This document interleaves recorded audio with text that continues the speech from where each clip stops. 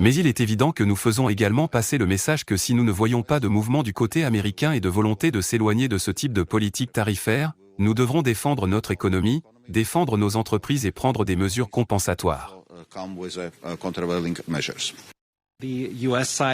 Les États-Unis doivent savoir que si les négociations ne fonctionnent pas, nous aurons une autre discussion sur les mécanismes de réponse.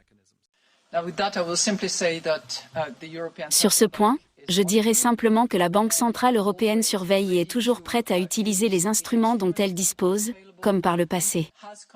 Elle possède les instruments et les outils adéquats, nécessaires pour assurer la stabilité des prix, et bien sûr, la stabilité financière, car l'une ne va pas sans l'autre.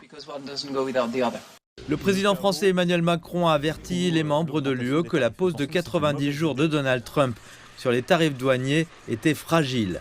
Il a souligné que si la pose des nouveaux tarifs douaniers ouvrait la porte aux négociations, les tarifs douaniers existants sur l'acier, l'aluminium et d'autres produits restaient en vigueur. M. Macron a déclaré que l'objectif de la Commission européenne était de négocier leur suppression et de parvenir à un accord équilibré avec les États-Unis. Les actions européennes ont perdu du terrain vendredi, l'indice Stoxx 600 étant en baisse pour la 3e semaine, dans un contexte de volatilité de changement des marchés. L'indice a brièvement atteint son plus bas niveau depuis près d'1 an et demi cette semaine. Il a bondi jeudi après la pause tarifaire, puis a clôturé en baisse de 1,8% sur une base hebdomadaire.